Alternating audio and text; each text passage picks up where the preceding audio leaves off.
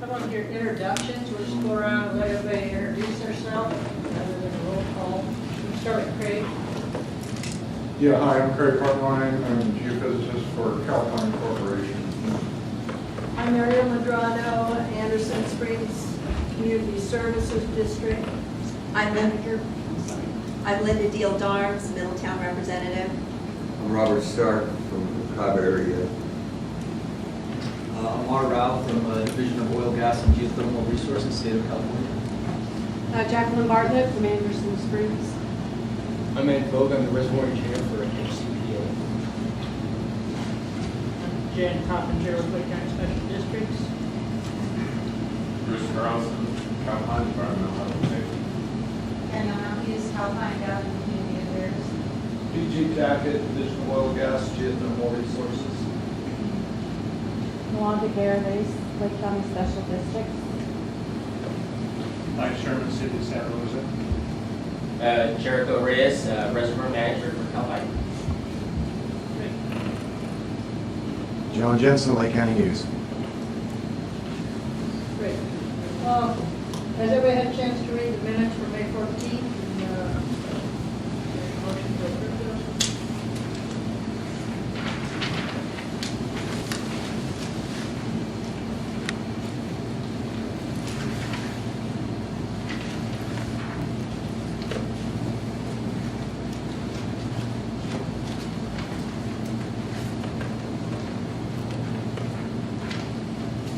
Make a motion to approve it, minutes as written. Second.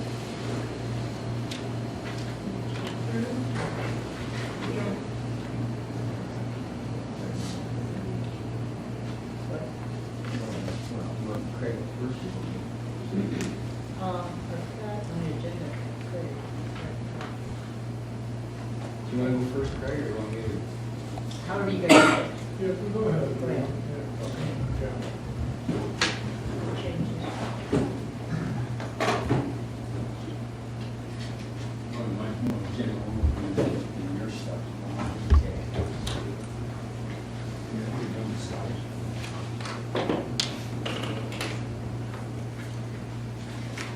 Yeah, I'll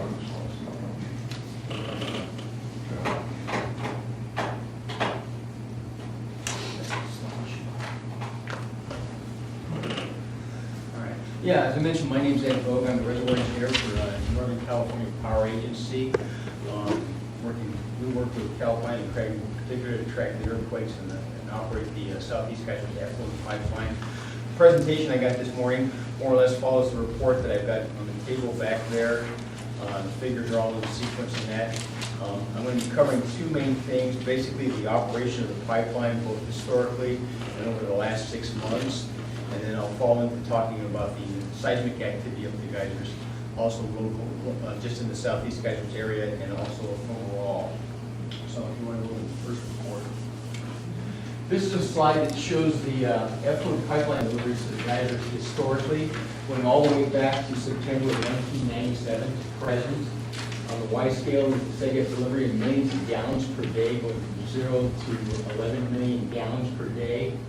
To date, we've delivered about 57.74 billion gallons of water to the geysers at an average rate of about 5,231 gallons per minute. So that's about average. We normally pump about 5,200 gallons a minute up to the geysers on a regular basis. Next slide.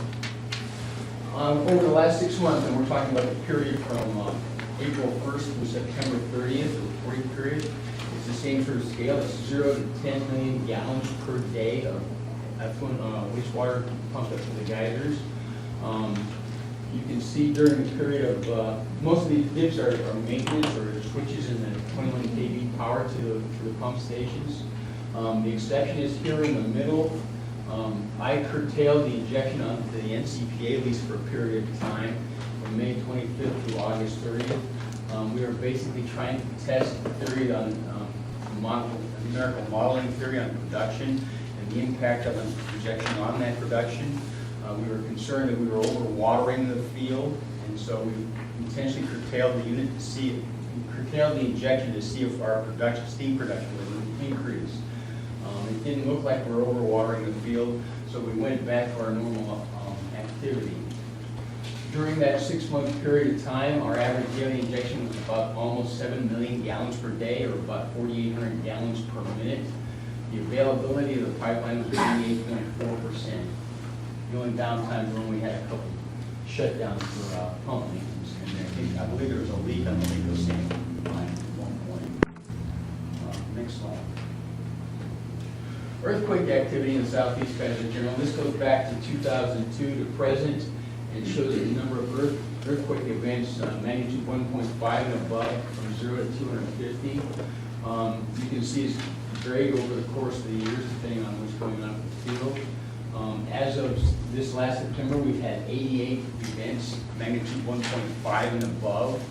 If you project that out to the end of the year, it'll come in at about 117, I think, if we stay on the current trend. So that's well within what we normally do, maybe down a little bit over the last several years.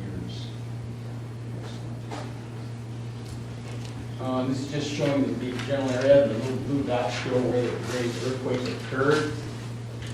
Again, from April 1st through the end of September, magnitude 1.5 and above. We had 66 events. What was it, 80 some odd for the year, 88. There were no magnitude 3 and above events in the southeast Geysers at that time. So all very small compared to overall. Next slide. Let's see. This is just a slide showing our steam production and water injection over the last 6 months. From 0, this is either steam produced or water injected in billions of pounds. The gray in the bars are steam production, the red is the water injection. Over the last 6 months, we've produced about 18.2 billion pounds of steam in the southeast geysers, and we've injected almost exactly half of that, about 9.15 billion pounds of water went injected into it. And so our steam production is up a little bit compared to the previous 6 months. Our water injection is down a little bit, probably because I curtailed the injection for several months. Question? Next slide. Throughout the entire geysers, or what we call the non-geothermal resource area, or the geysers reservoir in general, this shows the historical amount of earthquakes that we've had on a calendar year, going from 0 to 1,400 on the Y scale. To date, we've had 539 earthquakes in the geysers for the first 9 months of the year. I think there was like, in the 6-month period, it's like 359 or something like that is what we've had. We can project this out. I think I came up with like 711 earthquake events we'll have for the calendar year if we stay on our current trend.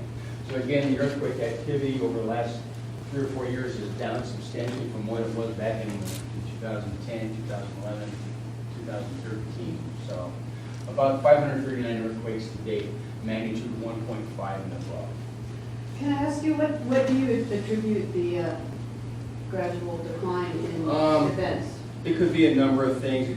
We're spreading water out over a greater geographic area, so I don't think we're inducing as many bigger earthquakes as we've had in the past. Maybe some of it's the steam production decline on the steam production.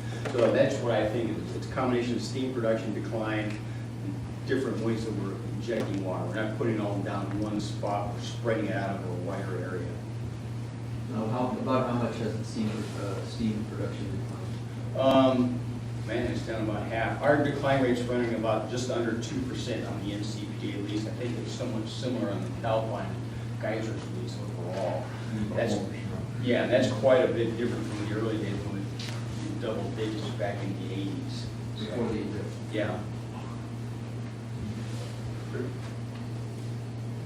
This just shows the general area. This broader outline shows the reservoir. And this is just a schematic showing where the various earthquakes took place. We did have 6 earthquakes that were magnitude 3 and above. Most of them were in the heart of the field. There seems to be some sort of delineating line. Craig might talk about it to some extent, pushing more of the earthquakes that way. We did have one way outside here, a 3.27. It was way outside of the Evangelist here. The biggest earthquake that we had during that 6-month period was about 4.19 magnitude right in the center of the field. but nothing down here in the southeast during that same time period. So just to summarize our operation, for the southeast Geysers effluent pipeline, our injection rate over that 6-month period from April 1st to the end of September was about 4,843 gallons per minute. The pipeline was available 98.4% of the time. We did have curtailed operation from May 25th through August 30th, 2018. That was mainly on the NCPA side because I was just trying to make sure we had not overwatered our section of the field, and I wanted to see the impact on steam production. Did you hit the down button, Craig? Southeast production production was about 18.23 billion pounds of steam produced. We injected roughly half of that, 9.15 billion pounds of water injected during that same time period. In the seismic activity in the southeast geysers, we had 66 events, magnitude 1.5 and above. There were no events greater than magnitude 3, and the final. And then overall, throughout the entire geysers, we had 355 events magnitude 1.5 and above. There were 6 events magnitude 3 and above. And the highest event was magnitude 4.1. So that's just a brief general overview of both the pipeline operation and the seismic activity. Craig's I'm sure going to go into much more detail on that seismic activity. But any questions about what's in the report? Yeah. Just a minor thing, the injection rate for CGET, 4,800, is that for the whole system or just for NCP? That was just, that's for the whole thing, Calpine and NCPA combined. Okay. We're down a little bit from what we would normally do. That's because, again, I curtailed the injection on our side for a period of time. Can I ask a question? Is it possible, when you show these maps of events where, you know, the earthquakes happen, to put those against a geographic map? So those of us that are representing Cobb, Middletown. Yeah. So that because I have no idea where that is in relation to Anderson Springs or to Cobb, like when you said this 3.27 that was way out there. Right. I don't know where way out there I'll is. see if I can put the various towns in there as well. And Craig, I think, covers it to a little bit, certain extent, where it's located, but I can certainly add that to the map. If you can, I really would Get us some appreciate it, stuff. yeah. Thank you. Yeah. When you held off on the re-injection, did Calpine's production go up? I don't know that. I mean, well, no, I don't think the production went up at all. It was more or less the same. I hadn't looked at it that It closely. didn't go up for you, which you're in that vicinity. I understand that, but Yeah. just. My concern was I was overwatering the field and we were killing steam production. I didn't see any change in our steam production whatsoever. I don't believe Calpine saw any, but I haven't looked at it that close or what information we do share. I didn't see much of an effect at all, really, on the steam production. I was looking for something to pick up as the reservoir dried out, but it didn't seem to happen. Thank you. Yeah, we didn't see any decline in our end as well. Other questions? Okay, well, turn it over to Craig. Thank you.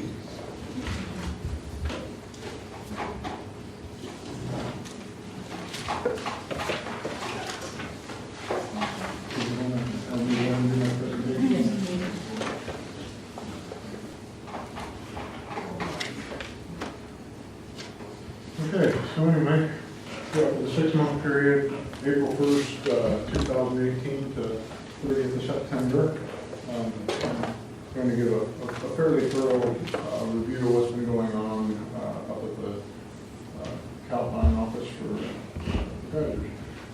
So anyway, this is just a quick look at the agenda for this. The main point I'm going to talk about California electrical generation just a bit, status of the seismic monitoring networks, the strong motion databases, the analysis on the equipment, yearly field-wide water injection and seismicity, field-wide seismicity analysis, water injection and new seismicity animations. I put together some kind of movies that we generally look at, kind of shed some light on different issues. We'll talk about the community hotline, structural model building, and a little bit on some additional research that's going on.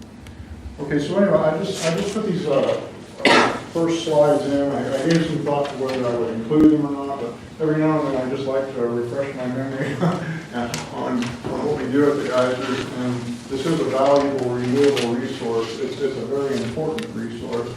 And the distribution of energy in the state is shown in these graphs, which you have in your handout too. If anybody didn't get a handout, they're over there. The important thing is renewable energy makes up a significant chunk of the power supply in California. Right, it's showing up about 29% right now. And of course, geothermal is a big part of that. And I switched over from oil and gas a long time ago to be a part of this, and sometimes I like to remind myself that this is a very valuable resource at the geysers for a lot of reasons. There's some information down at the bottom. The important thing here is that the geysers provides about half of the geothermal energy production in the state of California, which is very important as a single facility. This next slide, I won't get into detail on this. This is more just for your reference more than anything. Got a little bit of information on the renewable distribution at a certain snapshot in time. One thing that's interesting, that one of the reasons I show this is because you can go out to the California Independent System Operator website and look at this anytime and get a snapshot of what's going on with all the energy, electrical production, and how much of that is renewables, what the breakdowns are. So for us, it's a nice thing to look at to understand how this, the renewable distribution and the overall power supply in California is being provided. Another way to look at this is on this scale here, we've got, right here you can see we've got a 24-hour period, and we've got a bump during the day here when solar power comes in. In this case, we've got a fair amount of wind. This is for one particular day, November 11th. But anyway, just once again, it's just a nice resource to look at to understand how energy resources and renewable resources fit into the big picture in California. And one thing, there's a lot of discussion about the impact of humans on the atmosphere, possibly the climate, and of course CO2 is produced in a lot of energy in electric production facilities. Geothermal, it's nearly non-existent. 4 to 5% of what you would see in a typical power plant is a good number for that. And of course, you can see when the renewable energy comes online during the day, we have this significant dip in the amount of CO2 that's put into the atmosphere and other pollutants, importantly. And I'm just going to go right through this one, but once again, this is just a reference item. If you plug in the amount of energy that the geysers produces in a given year, which is near 6 trillion terawatt hours, or 6 terawatt hours of power, which you can go in and look at some conversion schemes online and get an idea of how valuable this resource is in comparison to other activities. Now let's get into the main part of the presentation. First thing I want to do is talk about the Lawrence Berkeley Seismic Monitoring Network. They're completely up and functional. We always have issues over time where we've got to go in and modify some things on the servers, maybe do a restart on some of the equipment, and we just do that very well with Lawrence Berkeley. They call, I get on the phone, I go in the server room, and we just go back and forth until we solve the problem. I'm on the dumb end of the phone and helping them out a lot of times. We have some very smart guys that work at Lawrence Berkeley that understand these networks very well. Same with USGS. USGS, they also have 6 stations within that contribute to the geysers geothermal field seismicity that we see and report on. Fully functional there once again. The strong motion stations, I'm going to have a discussion on some following slides about this because we've got some things that have happened. But as you know, we have one station in Anderson Springs. This is the old style Etna instrument. We put a new one in, the Ingalls strong motion station in Anderson Springs.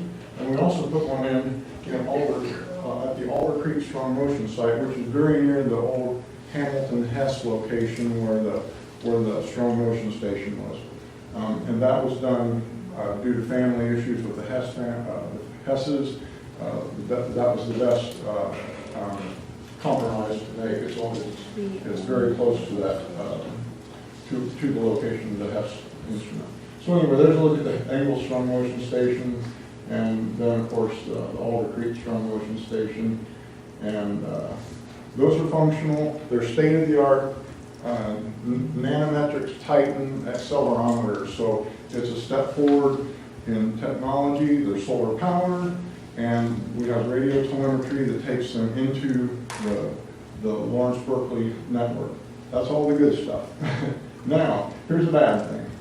Recently, the U.S. Geological Survey, well, first of all, the United States Geological Survey and Lawrence Berkeley National Laboratory have for decades provided services that are really of significant value to the operators of the Geysers geothermal field.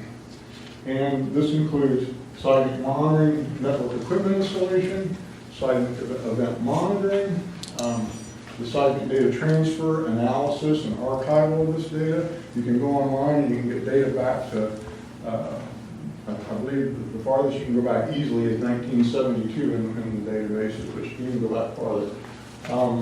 Collaborative seismic research, we've been involved in a lot of programs with Lawrence Berkeley and the USGS. And as you know, in general, they provide some oversight and guidance at these meetings and for other functions. Today, Kurt Nehai was not able to make it. He had a conflict, and also Dr. Lin G. They both had conflicts they could not get away from. Importantly, for the United States Geological Survey, they've had some recent budget restrictions and project reprioritization. This includes the earthquake early warning system research. That's been their focus, and it has caused some issues for us at the geysers because they have limited resources available for activities associated with the geysers geothermal field right now. Their focus is this earthquake early warning system and some other things, and currently they have retired out some people and they have not backfilled those positions. When I call the USGS now, there is nobody working there that is an expert with strong motion instrumentation right now. That they just don't have one in place right now. They have several that are involved, many that are involved with conventional instrumentation, but not that. So I've had a lot of discussions about that in the past 6 months. And the solution to this I will talk about. But first I'd like to talk about the good things that the USGS is doing, and we're actually helping with this by providing some data up in the north part of the field for calibration of this type of instruments, because we have a lot of small seismic events at the geysers which shouldn't trigger earthquake early warning systems. But anyway, the main points of this are when a seismic event occurs, there's different types of sound waves that travel out from this, or seismic waves, and some of them travel at higher speeds. What they call compressional or P waves travel the fastest, so they'll travel out from this seismic event, and they will hit additional seismic instruments much quicker than shear waves and surface waves, which are the ones that do the majority of the primary cause of damage. So if you can get information from this P wave that's coming in, this fast arriving P wave, and these instruments are calibrated to determine whether the shear waves and the surface waves that follow could be of significance and should trigger automated shutdowns. We've talked about this a little before in one of my presentations. But the main point here is this is something that the state of California is very involved in right now. So, and this is the focus for the USGS right now. Any questions here on this? This is okay. And I did put another slide here just to give you a feel for this. This is the importance of this. Many countries around the world, Mexico, Japan, Turkey, Romania, China, Italy, and Taiwan, they have these systems in place to detect these seismic events from this fast deriving energy and determine if facilities, different activities need to be shut down. And some good examples of this down at the bottom. You can see in Japan, they designed these systems initially because they wanted to be able to slow and stop some of their high-speed trains that go up to 300 kilometers per hour. So you don't want those things traveling at those speeds if you know seismic the next time.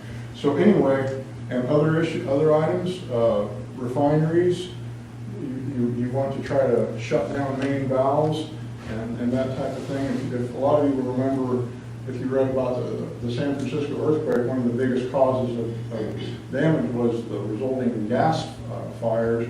If systems can be shut down, that can minimize that kind of thing.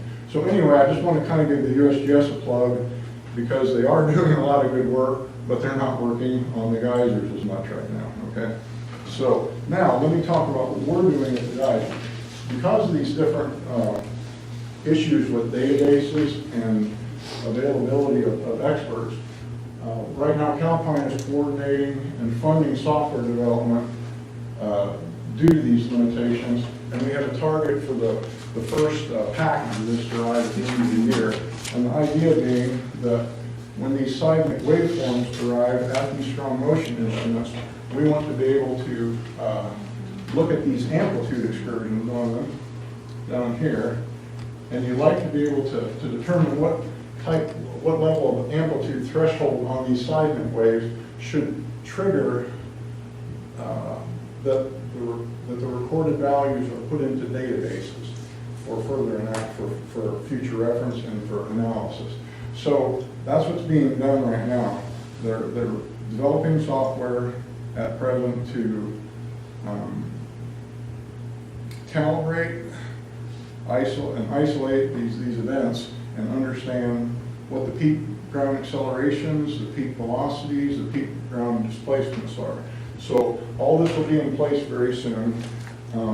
And we do have some issues with this reporting period. I'll show you some of the things we're dealing with right now. And one comment to make is, I will prepare for the next meeting. We will talk about the entire year. And if anybody has any concerns about specific events after the first of the year, you can email me, we can talk about that. But anyway, the whole idea here is to get back to a situation where we're getting recordings of acceleration, velocity, and displacement, and thresholding those, and putting the values for those in a database so that they can be plotted for use in our meetings and others. And this is what we want to end up with. We want to end up with the data values. And this is an example of where we're at with one of the stations in Anderson Springs. As you may remember from previous meetings, if you've looked at these are generally fairly continuous records across here. There'll generally be some low-level seismicity that triggers some things over in here, but we do see some activity just at very low level, and then sometimes you'll see something more significant, higher peak ground accelerations. And what we did see at Anderson Springs is that, and this is the station at the community park, ADS2, and the old style accelerometer. And apparently it has some issues, but they didn't have time to deal with them, and so I just had to work with the data that I have. And here's what we do have on this one. So if you look at the bottom, we have a graph that relates perceived shaking and potential damage to peak ground acceleration and peak velocity. And then I plotted on the side scale where those fall. We have peak ground acceleration in centimeters per second squared on the left, and on the right we have the percent of G displayed. And we had one event in May of this year. This was this 4.19 that Ed talked about, and that had a value of 4.29% of G, slightly high. We had another one of 3.95% of G. These are relatively low impact events. The one of concern to the communities, we did have 3 reports on the community hotline, and I'll talk about this. This was a 2.96 seismic event, but it was relatively close to the communities. So there's been some analysis work going on that. We're trying to better understand what happened there. But the big issue with that one was it was relatively close to the communities. And the where those plot down here on this scale is right here. We've got the 1, 2, and then the largest event right here with the 11.3% G. So strong perceived shaking and light potential for damage is the diagnosis or conclusion on that. Any questions so far? Okay. I wanted to mention once again that the way this is intended to work is that the strong motion stations transfer the data by radio telemetry to the LBNL network, and then up till a few months ago it was accessible at the Center for Engineering Strong Motion Data, and this was a cooperative effort between the USGS and the Geologic Survey and Advanced National Seismic System. So anyway, we do have information out there, but like I said, they're just not doing a fantastic job of making sure that they're keeping all the records there. But for example, we did have this 4.19 seismic event, and that event listed as a 4.2. It's rounded up on here.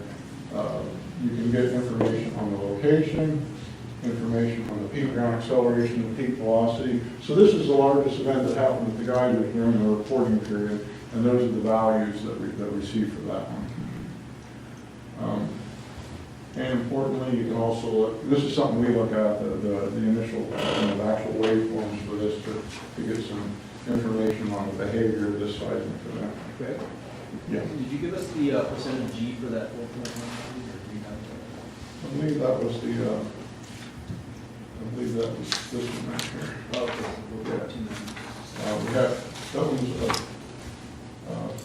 much more distant than the 2.96, kind of west central geysers, and so it had just a not significant impact on the communities. So that's the perceived ground acceleration at the community location, or? Yeah, that would be what you call the perceived shaking at the community, and then the values that you see here. Oops, sorry. Oh, well. The values you see on the left are the actual peak ground acceleration. So this one had a peak ground acceleration that's right in this range here, and then I convert that to percentage there. The ABS, is that ABS 2? That's the one that's at the community center? Yes.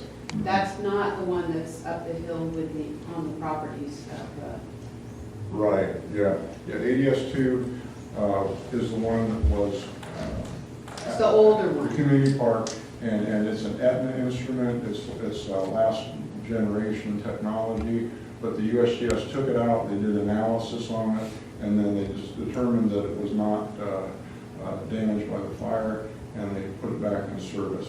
It does have issues with rural power and rural communications, and that comes into play here. And this is what we're struggling with right now with this one. So if I want to make Is the other one more accurate? yeah, if I want to make a case for where we're going with this, which is where I want to go here, the reason we're doing a lot of the work we're doing now, we're putting in more modern instruments. I have a slide that talks about this in just a second. Let me do that in just a moment. I think we're almost there. Yeah. Okay. Let's see how I was going through this. Yeah, we're kind of getting there. So anyway, the last thing I want to talk about on this topic is there was a lot of concern when we put in the instrument at the Ingalls property that we wanted to get representative values. As you may remember, the ABSP site that was down at the end of the lane always had more energetic seismic values, higher values for peak ground acceleration, and it was determined that was due to some site amplification because of the thin veneer of sediment there. So we wanted to make sure when we put the ESM instrument in, or the Ingalls measurement station, that there was continuity with the previous systems. And this seems to be the case. I reported on one last time. I'm going to report on another one here. I'm not going to read through all that information. The point being, we picked out the geologic location to try to achieve the goals of a similar site amplification due to this thin overlying layer of sediment.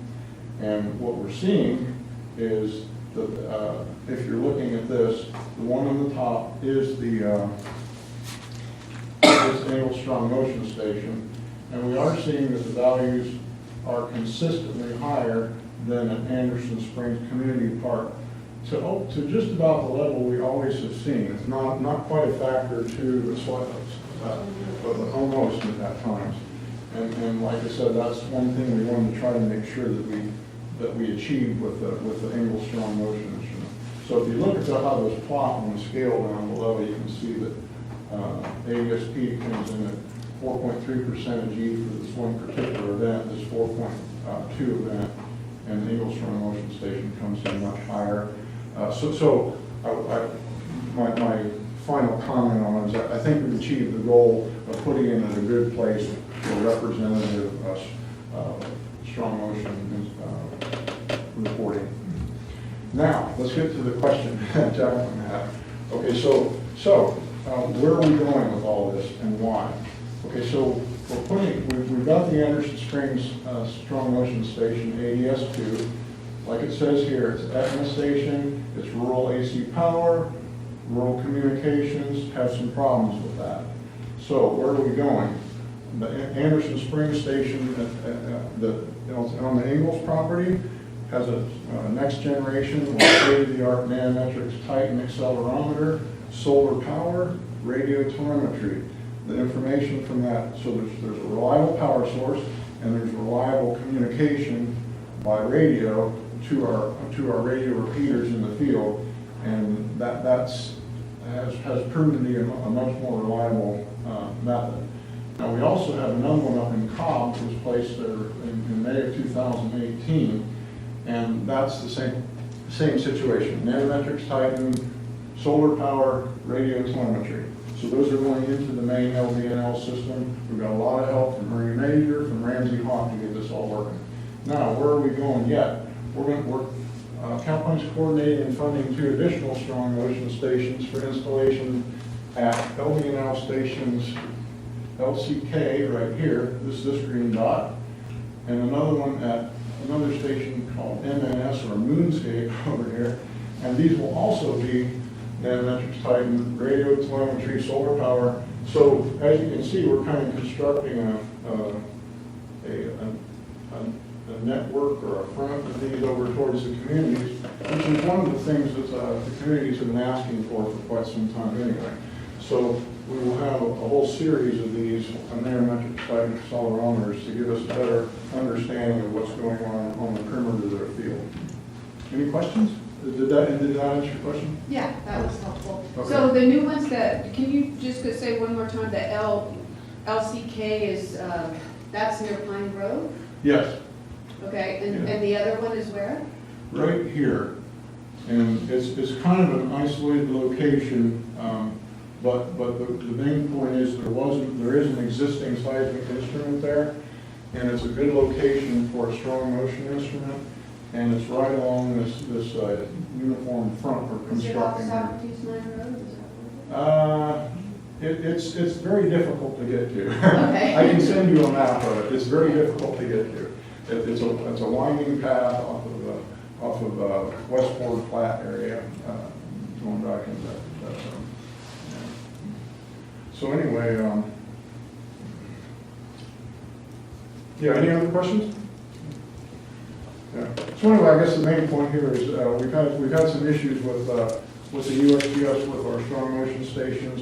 We're putting some money into new stations, into better communication, establishing databases so we can move forward with all of this. Because we don't know what's going to happen with USGS funding in the future. They're a good bunch of people, a good bunch of scientists. They've been, their priorities have shifted a bit. Okay, here's a look at Ed shows the CGAP water distribution. This is a look at the Santa Rosa Guided Recharge Project water. You can see we've got the volume in millions of gallons per day over here. And I'll talk about this in the next slide a bit more. There was a shutdown from the 13th of August to the 17th of September due to some maintenance issues. And I would like to make a couple comments on this slide. The first one is we've always talked about variability in the water injection, and we're trying to minimize variability. Ideally, we would have uniform distribution of water and keep it uniform over time too. And what we see here is we ramped up the injection here, which is required at times. We have a certain amount of water that we have to take from precipitation, from condensate, and also from our other sources. And so we put a bit more water in here. We did see a few more of these seismic events during this period that are in the 2.5 range right in here. The other issue is we introduced variability over here, and we also saw some of these 2.5 to 2.8 seismic events. The most interesting thing was when we shut this water supply down, there were several of these that were actually felt in the office more than usual. So I think this is kind of good support for that, for our thinking on where we need to go with this water injection. We need to keep it as uniform as possible. There's going to be times when that is impossible, but that is the goal always, a uniform distribution both in time and in space. Very quickly, I just wanted to show that one of the things we do is we take a look at all the water injection wells. These are all stacked one on top of another, cumulative water injection. And as you know, it's cyclic throughout the year. And this is for all the SRGRP wells. And then you can isolate these for detailed analysis. Once you have this graphed up like this, you can go in and just select any one of these wells, Pratty 32, Maybe 13, 87G21 here, CMHC8, and DX26 are examples here. And you can see they all have different injection profiles and due to a variety of reasons. But one comment to make, like in the case of this one here, we've been working with central operations. We're trying to minimize variability in some of these wells that are closer to the communities and shift water elsewhere when possible. To the degree possible. Negative 13 I talked about before. We're keeping that completely steady over on the northeast side of the field. That was an injection well when we put on. We had some concerns, and so we backed off injection, and now we keep it very steady over there. And the seismicity has actually decreased in that part of the field. Here's a look at the time series of seismic events for the 6-month period. And there's a distribution of these. We had one event greater than magnitude 4, 4.19. We had one in the range of 3.5 to 4, and that was in September, 3.76. And we did have a series of events, as mentioned, that were greater than magnitude 3. I talked about these a bit. And I guess the important comment I want to make here is we did have a couple slightly higher greater than magnitude 3 event count during a summer month period. This was slightly higher for a summer month period, so taking a good look at this and trying to understand what's going on with everything here. One comment to make, this event essentially triggered this lower magnitude event during the same period. But other than that, they're fairly isolated. Like I said, we keep track of this every period, and I'll show you where we're at here with that. In this case, I'm looking at the past 16 reporting periods. These are all 6-month. Oops, sorry, I got a program running in the background. This is every 6 months, and as you can see, we look at magnitude 2 and greater. This is steadily descending. And getting back to the question, and Ed gave a good answer to it, and I'd like to emphasize this. I do think that what we're seeing here is, first of all, the field is becoming a bit more what we call steady state. Initially, they were extracting a lot of steam from the system, drawing it down very quickly, a lot of different operators, and a lot of different techniques, and as you know, the reservoir pressure dropped dramatically during that time. And they were not putting any mass in to replace that. So now we're getting closer to mass balance. We're taking steam out, we're putting water in, and we're putting this injection more field wide. A lot of things to keep the reservoir more steady state. It's not a perfect world, but I think we're making some headway on that over a lot of years. You can see that here. So the signs are encouraging, I guess that's what I'll say. So if we look at the magnitude 2 and greater, it's descending over the 16 reporting periods. Magnitude 2.5 also, 3 and greater also. And then these statistics are limited on this, but they're essentially staying nearly flat or dropping slightly. So I think all these signs are encouraging. The following slides here, I'm not going to get into a lot of detail on because we talk about these every time, but I just want to mention that this is an update of the previous package that was given there in the last meeting. So we've got the field-wide steam production, water injection, and resultant seismicity shown here. Unless there's some questions on this, I think I'll leave this one for review and move on to the next. And I do talk about this sometimes too. I'm projecting all of these through the end of the year. I have values through different times in October for the injection volumes, the steam volumes, and the seismicity count. And I projected all those to the end of the year to come up with some fairly accurate values. And as you can see, we've got a decline in 1.5 and greater seismicity, even though injection is staying fairly steady right in there, slightly declining.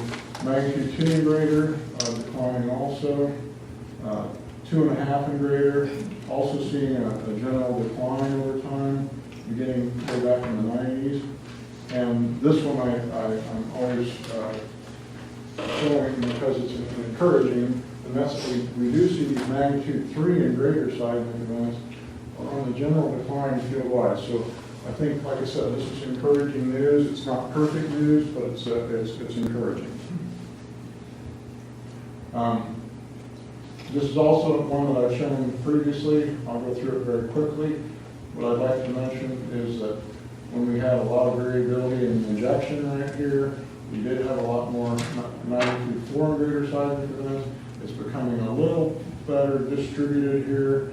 We had a small cluster, we had a bit of a cluster in the last 2 years, but in general over that period, we've had a little over 1 seismic event per year since 2007 that exceeds magnitude 4. And we'll keep trying to push that down. Okay, now, let me show this seismicity animation. This just shows at a 2-week interval all the seismicity as occurred at the field. So just a visual on this for some reference. Okay, so all the faults, major faults from the USGS, these are inactive fault systems that have been identified by the Geological Survey. Now we look at all the historical injection wells, and then I'm going to remove the wellhead so we can see them a little better. Here's the injection at the beginning of the period. The size of the disc represents the relative volume there. And I'm just going to proceed through these to show you. Okay, in April we had the 3.49 over here. Then we had the 4.19 and a 3.10 on the same day right here. Then the 2.92 here. This is the one that we had the calls to the community hotline on. You can see it's relatively close to the community. And so we've been taking a look at the injection in the ML2 and ML5 and talking with our central operations people about that. Other events, 3.22 in June, and all adding to the picture here. And now, here's the date here. We're getting to the 16th and the end of the reporting period. So here's the distribution of the seismic events, looking at the magnitudes as the color scale here, and also as the size of the symbol. Now moving on to the next, I like to sometimes show these, and I'm just going to progress through this fairly rapidly, but what I'd like to show is that these are displayed by depth. So this scale is depth related. Blue is shallow to red is deep, and the interesting thing here is you can see, of course, that the seismic events in this part of the field are much deeper than this part. We've talked about that before, but there's a change in the structural configuration right about here, and we have deeper seismicity resulting in this part of the field. The community hotline information. So there's still a lot of focus on efforts to recover from the Valley Fire, and we only had 3 calls to the community hotline. I used to post a record of all these calls and the patterns in it, but due to the fact that the Valley Fire occurred, that graph doesn't make sense anymore. So anyway, what I do now is I'll just talk about one specific event. Sorry, that should say 2.96 there. I didn't make one mistake up there on the top there. These calls came in from Anderson Springs, and I'll just mention that because of the proximity to this to Anderson Springs, this was reported as, by a couple people as the strongest one that they felt. Loud, knocked a few things off the shelves. They wanted us to investigate this, and mentioned that there were some aftershocks. So obviously that's an event that's getting some attention. The Middletown call mentioned a rumbling before the seismic event, lasted about 1 to 2 seconds, not really a jolt, just kind of a rolling motion. So those are the calls we had. We had no request for a call back or anything like that, but this information was received and is being followed up on, of course.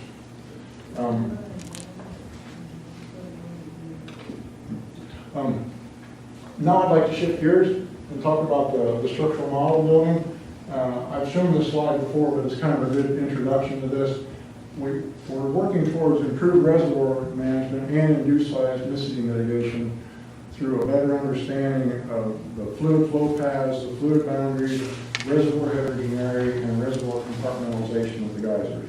So one good way to do this is to start looking at the patterns in the seismic data. So there's been a lot of work going on to do that. This is a depth slice of seismicity data from 7,000 to 7,500 feet subsea. And looking at this and subsequent slices, the patterns are seen to be continuous, and those can be interpreted or picked directly on the seismic events, and you can see how these alignments form patterns in the field. If you pick these on several different levels or depth slices, you can use those to create surfaces representing boundaries where either fluid flows or it's stopped at a particular boundary. And like I said, you can see an alignment present. Some of these are very good right here, right in here. You can see a very strong alignment right there and up here, for example. But anyway, the result is right now, as of this month, we've got, the model has 246 refined faults and fracture surfaces.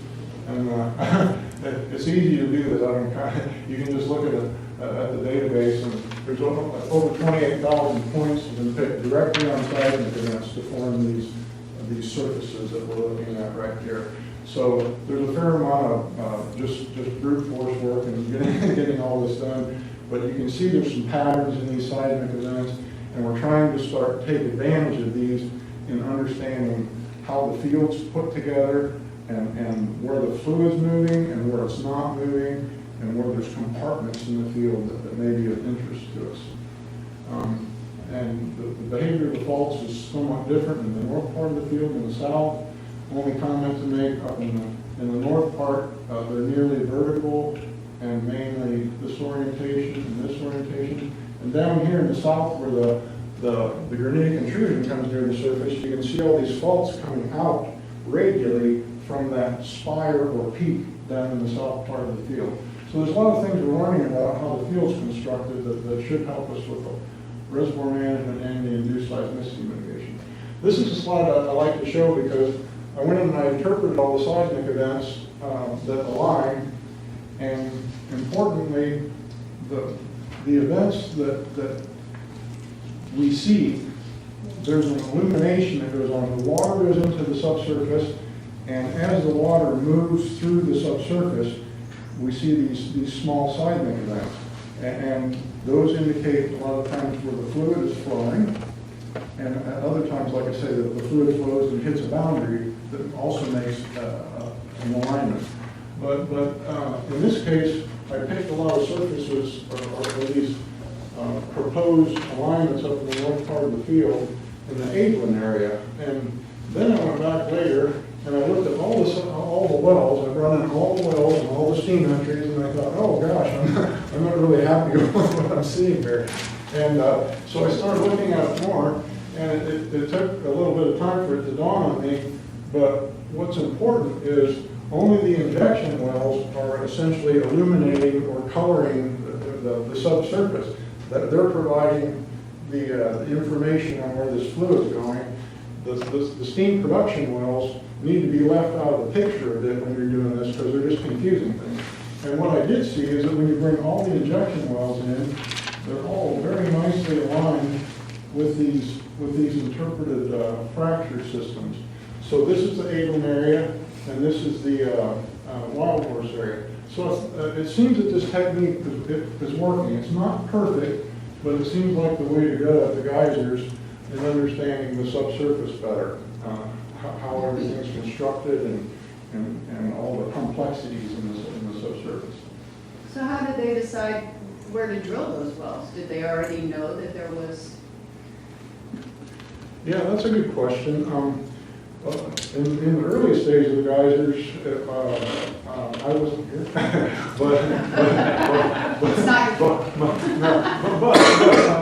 but you know, early exploration days, when you're drilling a well, in the earliest exploration days, you're just poking holes and seeing what you come up with.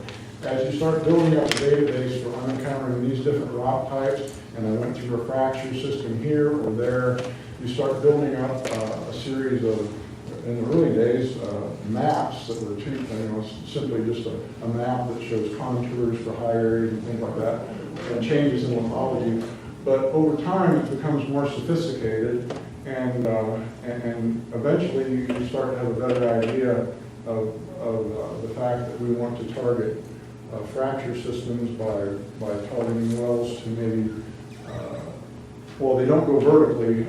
In 99% of the cases, we're trying to maximize the subsurface area from the given well pad, but we're also trying to hit the maximum amount of fractures.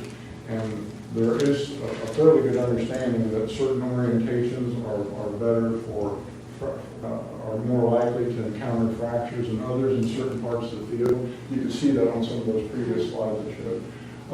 It's not a perfect science. In oil and gas, you have three-dimensional volumes to give you a really good look at what's going on. But we can do a pretty good job now with all the information we have. Does that do? Were those wells dug before this information was available? Are they old? Yeah. These wells were all drilled prior to the work that I've done on the fault fracture analysis. So, yeah. But I was very careful when I was doing this not to bias anything. Just go top to bottom and look at all the alignments, see how they fit together, and then go back and look at how it fits into the big picture. Excuse me. Yeah. Is this part of the future expansion of geothermal energy in the geysers as it relates to the proposed nuisance ordinance that was pulled now, but those of us who are here and know about geothermal know that it's either going to go someplace else or it has to be further developed inside the existing field. And so this is the kind of data used to develop it inside the existing field. Kind of better picture of what's actually down there and then able to exploit, for lack of a better term, the actual steam that's in the ground there or the actual material in the ground that produced the steam. Yeah. Well, I'll try to answer your question and comment there. Right now, the goal of the geysers is to find a balance between the injected, well, the steam produced and the recharge that we need to keep the system functioning. There is no goal right now to expand the field beyond its current limits or anything like that. We're just trying to make sure that we maximize the utilization of this resource. One of the important things is it's a renewable energy source, but only if it's managed properly. And this gets you towards that goal of trying to better manage the resource. And part of that management is also to try to mitigate the seismicity to the degree possible. I mean, it's all fits into the big picture. Yeah. Okay. Yeah. That's a really good question. Yeah. Greg? Yeah. Question. Was there an attempt made to see if the intended zone, depth of injection or depths of injection also coincide with these events? Is it we just know that the well bores coincide? Yeah, maybe I should explain a little more clearly. Just to take one of these wells, for example, if we look at this well here, here's the surface point for it. You can see the orientation we're looking at. I rotated this a little bit from north. We're looking mainly from above. And so this well track, as it goes down into the earth, it's tracking off towards the east, basically. And right here, where this seismicity alignment occurs and a fault surface has been interpreted, there are a series of steam entries that are within, just within a very good correlatable distance of that fault system that's been interpreted. Steam entries. Now, I thought you said that the production These wells are steam entries. Okay, I thought you had said that the production wells were kept off of this plot to not confuse. Yeah, that's confusing. And, it's hard to explain this in a way. The water injection wells, any well that's drilled with the geysers is going to encounter a series of fractures or steam entries. And what historically has been done is that a lot of the wells that have been drilled that encounter significant steam are put on production as a production well. The ones that were less successful from a steam production viewpoint were a lot of times eventually put online as an injection well. But in any case, they do encounter fractures or steam entries in the subsurface.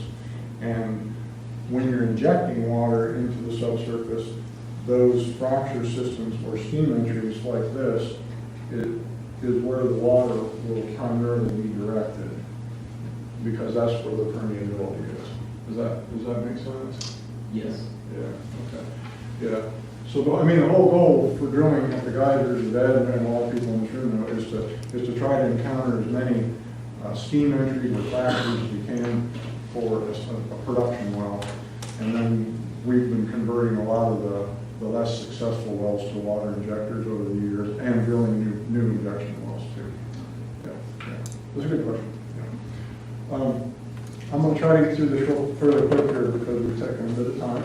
But what I want to do is talk about the fact that everything is moving forward with this structural model development of the geyser. This is a look at the northwest part of the field. You have to run through a structural and stratigraphic workflow to create this model here. It combines all the information on the lithology contrasts, which are horizons, all the information on fractures, the wells, everything, and then you create a model that looks like this. It has surfaces in it that represent changes in rock type, and then it also has all these fault systems in it. And so this is the next step forward in creating a three-dimensional model of the field, where you're actually putting everything all in one package and then creating a model that has, in a sense, 3D cells that represent each of these throughout the volume. So that's the north part of the field. And then here's a look at something in the south part of the field, the same kind of thing. A little bit different display, but I was trying to highlight different things. Like this is a surface here, surface topography here and here. And then a lot of these fault systems are shown here. And then some of the structural horizons or rock type changes are shown here. But the main point I'm trying to make here is that we're making progress in getting this 3D model together, so it's a usable entity for well planning, real-time drilling analysis, and also for efforts with our seismicity mitigation programs. And let me just very quickly talk about what we've been trying to achieve with this. We've been trying to improve our injection distribution, and that includes additional injection wells, and we've been trying to minimize the injection rate variations to the degree possible. There's some more information on there, but that's just the basics of it. The suitable injection rates depend on the local geology, and that's important because that's a factor we can understand. If the 3D structural model is successful, it provides some information on what the local geology is and some considerations that need to be taken into account. One comment to make, the ideal reservoir recharge program with the geysers would be this light continuous rainfall of recharge water into the reservoir. We're trying to get towards that. Wells are expensive, $7 million for a grassroots well that may be running 10,000 feet deep, and some of these conversions to injection may be half that, $3 million or so. So it's an expensive process to put these injection wells in, but we're trying to do that over time to create this broad distribution of injection. And now we have not quite 60, somewhere in the range of 55 water injection wells in the field, if I remember right. The 3D structural model has been recently used for well planning and real-time drilling analysis for a well we drilled in 2017, CMAC 8, for GDC 34 that was drilled this year, just finished up. And we're also doing some work on Calistoga area, water injection well planning. This area has had several relatively large seismic events since 2010, and this is something I wanted to specifically talk about for this meeting. There's been a lot of work done recently to do a very detailed 3D analysis using the structural model and doing seismicity animations, showing the water as it's being injected in the field. And what we're seeing is that the water injection in this area and the resulting seismicity strongly suggests that 87G21 has been primarily responsible for a migration of seismic events exceeding about magnitude 3.0, moving slightly to the south. So that's been an issue of concern for us. And so we've worked with central operations and others to try to mitigate that to the degree possible. But what I'd like to do is show some of the analysis that's been done recently on this.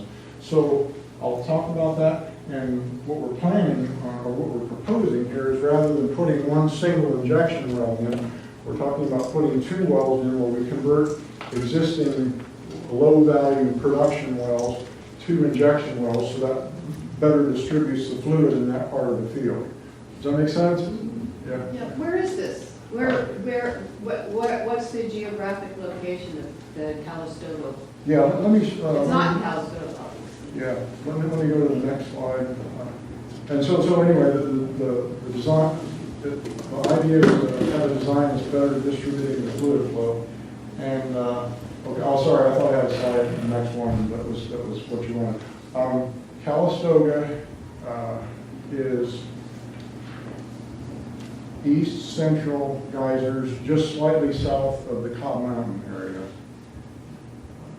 And I'll try to provide a better, I understand your comment to Ed and also to me now. Maybe we need to do a little bit better job of putting some maybe Google Earth images together and pointing towards some of these locations. I'll try to do a better job as we go through this, and I will show something. What I wanted to show here is just a quick look at the seismicity of the water injection program at 87G21 over time. As you can see, it's been modified significantly over time. A lot of the variability has been taken out of it. And what these red bars represent are some of the more significant seismic events. And so, just to be perfectly honest, This area has been an area of concern to me, and we worked with it quite a bit to try to better understand it. And what you'd like to do is to see if you can assign anything directly to a water injection variation or anything like that. It's not, it's really tough to pinpoint anything directly. The only thing you can say is we had more seismic events here, we had more variability in the system back this time, but we still had some here, even though we're at a relatively low rate. So, and just one quick comment on this, you can also look at multiple wells in an area and try to understand how those all contribute to the seismicity experience throughout the field. And the point I'm trying to make here is we're trying to look at everything. We're trying to understand how this seismicity occurs, and you know, anything we can to better understand the relationships between the water injection and the seismicity. And this is something that I'm going to go through this very quickly, but the point here is that I am taking a look at a monthly, a yearly, better basis at seismicity animations related to water injection and trying to understand the movement of fluids throughout the system. And I'm going to progress through this on a year-by-year basis. We're looking from the east, so these two dashed lines show the extent of the seismicity that we're going to look at in this view as we're looking from the east. So we're going to look at a slice of seismicity here, and we're going to look at it in this view. So this is south and this is north. And as we step through this, we can see that there's several patterns emerge.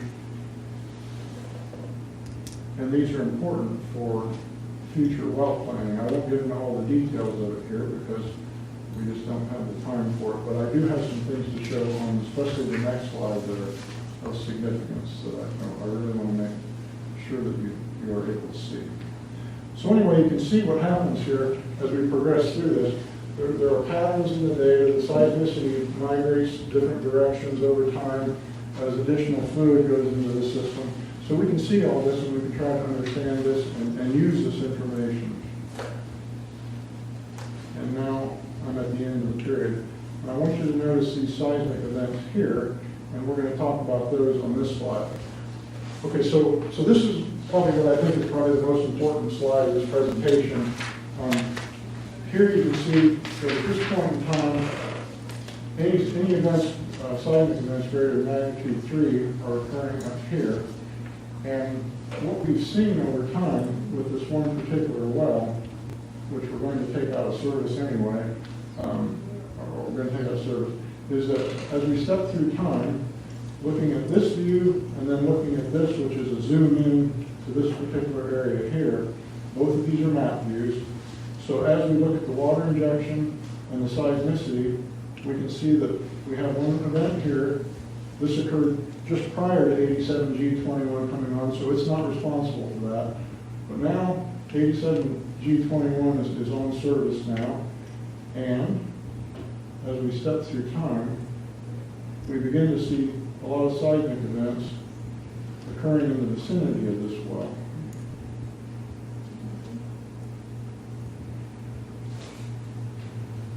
Here.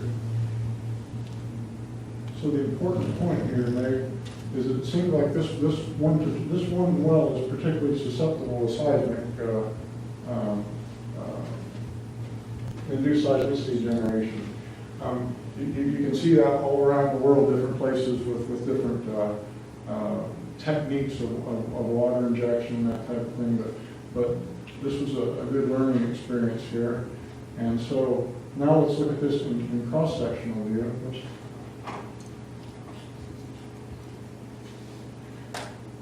And what I want to emphasize here, we're looking at a seismicity slice oriented this way, and we're looking at it from the southeast. Sorry, this is confusing a little bit, but we're looking at a seismicity slice from the southeast. All the wells within that slice are here, and I'm just going to animate through here. And as we go year by year, 2003, 2004, 5, you can start to see this is the water injection well coming on. I've got cumulative water injections shown here. And so as you can see, over time, these wells contribute more and more to the subsurface volume. And what we can see here is this particular well is causing us some problems. And so the important thing to mention in this case is that this is what we're trying to look at when we're analyzing these wells. We want to understand which of these wells are the local geologic conditions are suitable for injection. And it turns out this one is less suitable.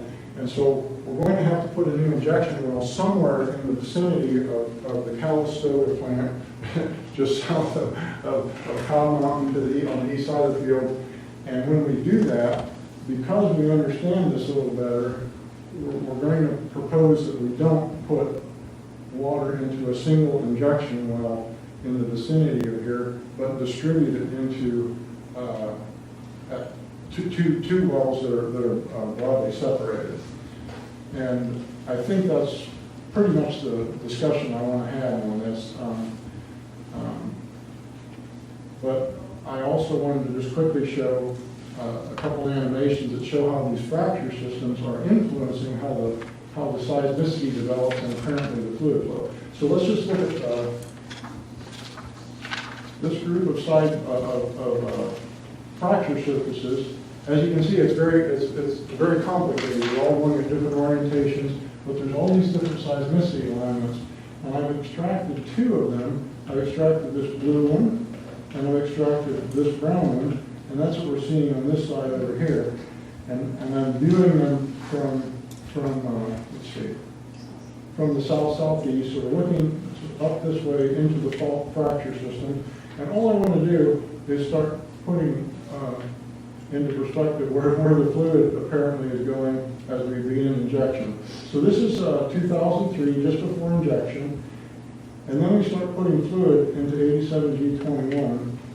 And notice how the fluid seems to be confined to these fracture systems here. So it's telling us a lot about where the fluid appears to be going. It appears to be somewhat confined by these fault fracture systems. And that's an important thing to know when we're drilling wells in the geysers and we're working with existing wells as far as understanding how much water we can put into these different compartments throughout the field. A final comment to make is that the induced seismicity patterns are indicative of fluid flow pathways, fluid boundaries, reservoir heterogeneity, differences in the reservoir, and also reservoir compartmentalization. And so understanding this should help us to better manage the reservoir and manage our induced seismicity. So that's my story. I think it's a good story, though. There's a lot of good, I believe, good science. And here we progress through 2018. So what you can see here, I just want to make a case for this. We're putting the water injection into here. It seems to be contained between these fault systems here and here. And there's also another one up here that seems to be containing the majority of the fluid flow. And let's look at that real quickly. If we look at this one fault system here, and I'm looking at that from this viewpoint over here looking to the northwest, and let's progress through this. And you can see very clearly, and I'm going to make sure that I explain this well. We're looking this direction right here in this view. We're looking right that way. I thought this was a really interesting look at what's going on, because the fluid and the seismicity, and which is indicative of the fluid flow, seems to be entirely confined on this one side of this fracture system, or almost entirely. And I hope looking at that convinces you of that. The seismicity is progressing from this water injection well, appears to be progressing very deeply along here. It's not able to to penetrate this over into this part of the field. Possibly there's lower permeability there. For whatever reasons, the fluid flow is confined inside of the fault system. And just a couple more comments to make, and then I'll wrap this up. The only things to mention here are that we do have a lot of tools within this software package, Paradigm Geophysical Fluid OCAD, and there is the ability to use a lot of the tools that were originally developed for oil and gas applications, and those tools can help us better understand the reservoir fluid behavior. So there's some work going on right now to work with understanding how microseismicity is a diagnostic tool for reservoir analysis. And last couple things, I just want to mention that we are progressing this research proposal here with Lawrence Berkeley. I won't take this into a whole lot of detail, but we have a high-resolution micro-earthquake imaging program going on with Lawrence Berkeley and Array Information Technology. We received almost $1.7 million in funding. We put in 93 instruments in the north part of the field, seismic monitoring instruments in the north part of the field up in this area. And now we're doing a lot of work to, I'm just going to jump into this a little bit.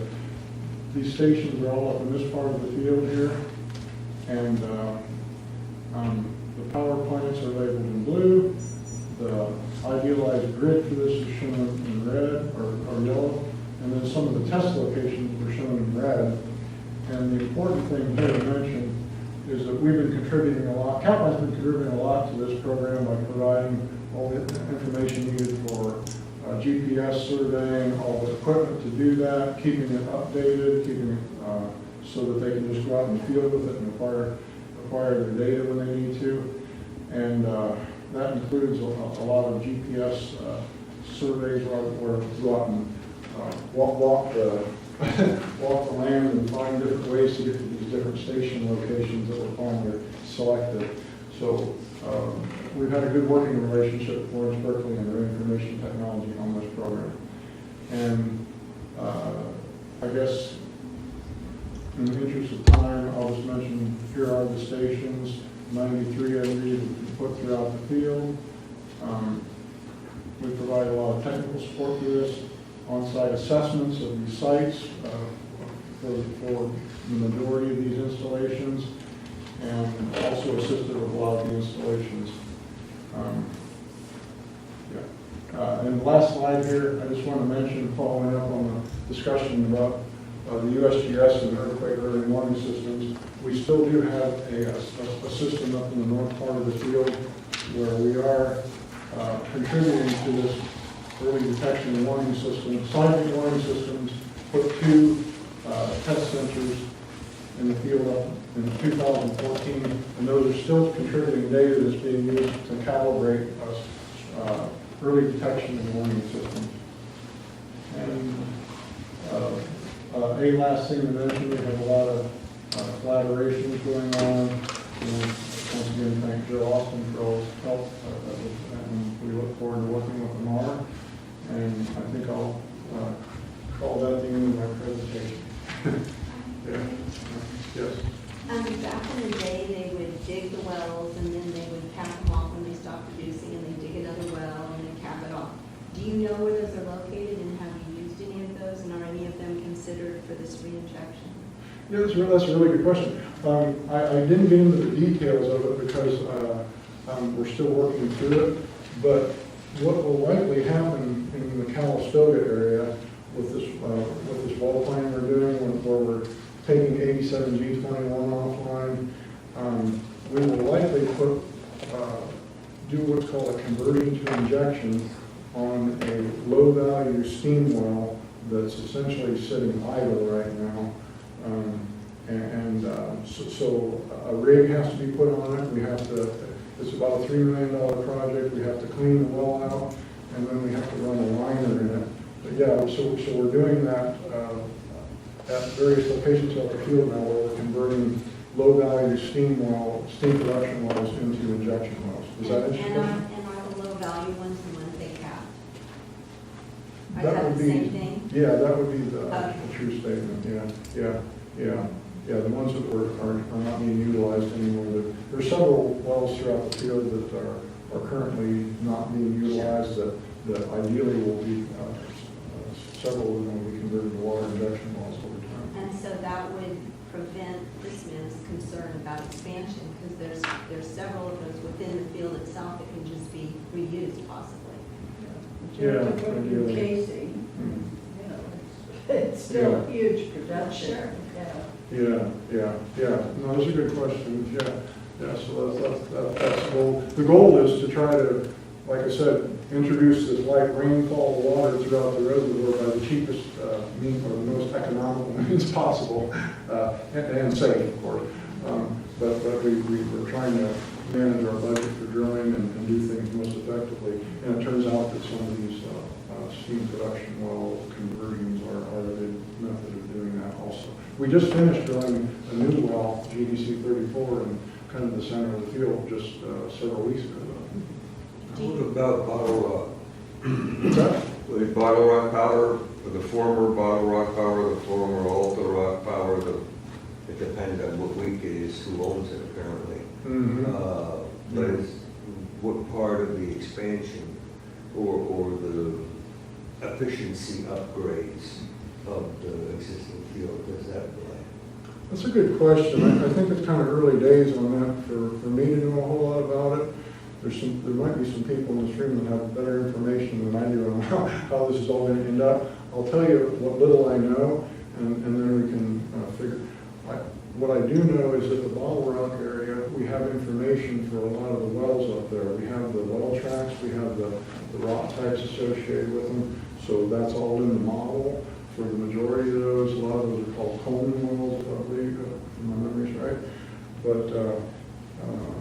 But what we don't have in place right now that I am aware of is any program to do anything out there as far as new injection or anything. We have a well called L'Esperance 1 up in the area that's received some injection. Does anybody want to make a comment? I think I'm in over my head a little bit on that area. That's pretty accurate, Yeah.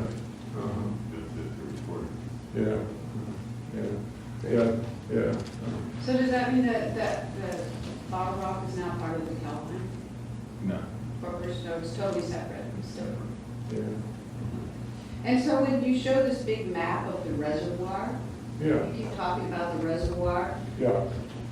is that just reservoir that is property that Calpine is developing, so, but it's not really the entire reservoir of all that is possible? Yeah. Am I making any sense? Yeah, that's a good question. Let me see that one. You know, because you do a lot of the, drawings of the reservoir. Yeah. And for example, if Bottle Rock's not part of your reservoir, then there obviously is other potential for development, right? Yeah, I'll talk about that a little bit, and I may have somebody else jump in on the Bottle Rock part. To answer your question, first of all, this right here, I've got a kind of a white surface right here that's underneath some other information. But this shows essentially the productive steam reservoir outline for the field. Some important things to note: this is approximately the location of Cobb up in this area. Anderson Springs is right here. Cobb Mountain is right here. Okay. Yeah, like I said, I'll do a little bit better job of pinpointing some of these locations later. But anything within this productive area, we have some potential in there. I guess a couple things to mention. In general, the field is highly productive throughout here. There's kind of a gap in here where we don't have any production. Then we get up to the Aidland Power Plant here in the northwest part of the field. So, that's kind of where things stand right now. So all these little testing, those little yellow boxes that they're testing, where are they testing? And what are they testing exactly? Yeah, they're all within here. And the whole goal of this, and I kind of jumped through this maybe a little quicker than I should, and I'm trying not to take up too much time here because I do take up a lot of these presentations, but since the So they're question- testing for future Yeah, development. yeah, since the question's asked, I'll jump into this here a little bit. I've been showing you some things about how we're trying to develop a 3D structural model, including fracture analysis. We want to know where the fluid flow is going. We want to know where the fluid flow is being hindered by barriers, all these things. And this, I gave a presentation down at Lawrence Berkeley Labs about a year ago, and then some of the guys got kind of interested in seeing if we could maybe do something better if we had a more dense concentration of instruments in one part of the field. So Kurt Mihai applied for who's essentially taken over for Ernie Major, Dr. Ernie Major. He applied for funding for this, and what we're trying to do is use these 93 sensors within this more limited area, as opposed to 34 within the whole field, to do a higher resolution analysis over time of where these fluid flow paths are. If you have more stations, a good density of them, you're more likely to get good resolution of the seismic information. So they're go ahead. Yeah. I was just saying, you said the 34, and then what was the other number? Throughout the field, the Lawrence Berkeley Labs network has 34 permanent stations. And what we've done since then is we've installed 93 temporary stations in this part of the field that have solar power. The one disadvantage of these stations is they don't have radio telemetry, so we have to go out about every 3 months and retrieve the data off of these cards. And so there's that's the main difference. But what we're going to do is leave those out there for 12 to 18 months, record the data. And what data is it recording? Movement? Yeah, it'll be a series of all the seismic energy All the that's seismic released energy. in that period of time. And all that information, just like we do now with the main array, you can determine to a fairly accurate degree the subsurface location of each of those. And if you have a lot of different stations, the statistics, the analysis gets better, and you're more likely to place those closer to their actual point. So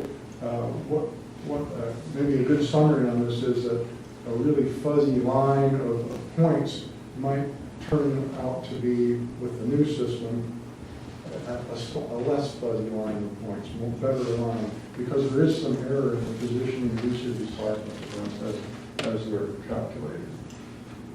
Especially when you have a fairly sparse array of stations.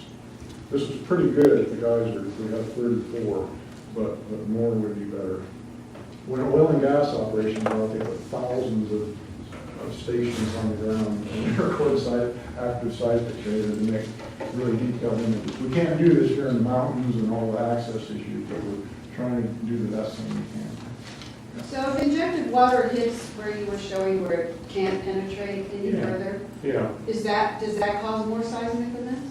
Well, that's one of the things that's Is that a theory? up for consideration. I mean, if you're putting the fluid into a container, whether it's water, steam, it's important to know what are the dimensions of this containment that you're putting it into, and how close are you to fracture systems that may be impacted by that. So that's one of the things that's underway, is to try to better understand how the reservoir is compartmentalized, and if that compartmentalization is what the degree of impact that has on the seismicity.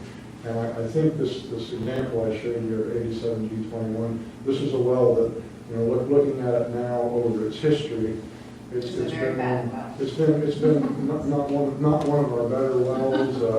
Misbehaved. Yeah. So I mean, that's the kind of thing we want to try to understand and try to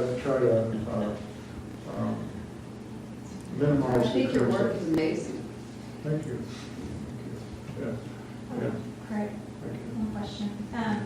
Ed, in his presentation, referenced Craig, a known geothermal resource area, and the line that you're defining. I think what I'm kind of hearing here is there's a disconnect of what's the significance of defining the resource.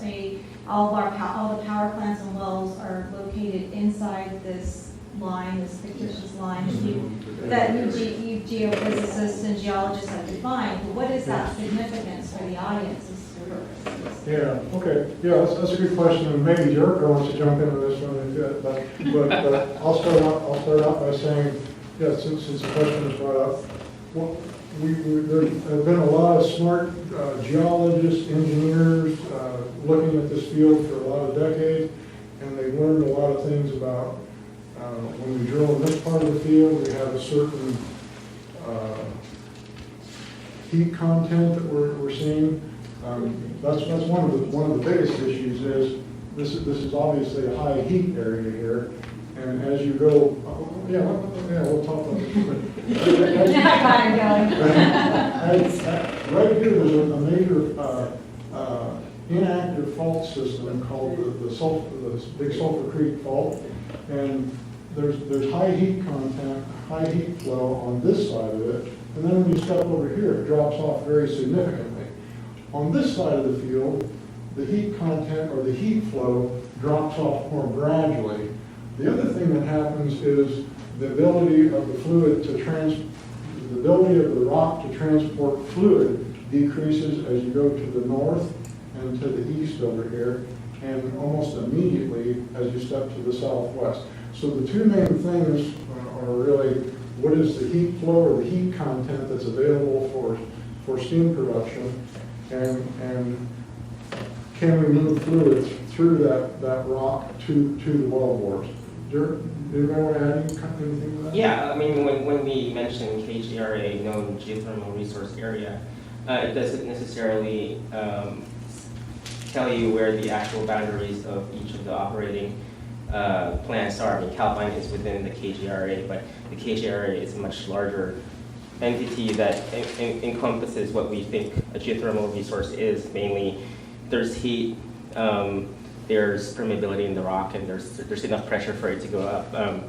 And you know, it's a geothermal resource.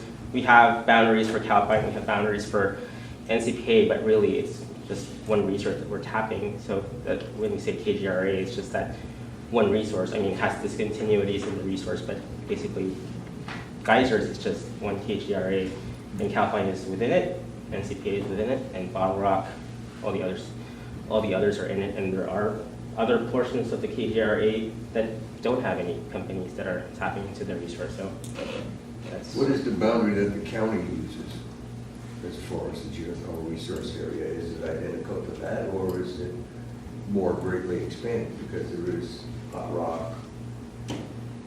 That's a good question, Robert. I'm not sure what the county uses. I imagine it would probably be the greater KGRA, but this is more the commercial line here. It's not that there isn't heat out there, but permeability or lack of water or depth. Okay. You know, there's the county has a lot of geothermal. Not a lot. Well, you could say the whole place is geothermal, but what is practical? This is the practical aspect of it. Well, one thing you can look at is, what areas and what wells have had steam production, and which leases have had steam production occurring within them. That's one way that the county and Calpine actually looks at it. I mean, we pay royalties out based on lease boundaries. Some wells cross boundaries, and we pay a portion for these 3 steam entries on this side of the boundary and these 4 on this side, based on the engineering that was done as well as drilled. But any currently active steam production, currently active water injection, those lease blocks would be considered within the active field. That would be one way to look at it. Yeah. Oh, and there's lots of other ways. Yes. Yeah.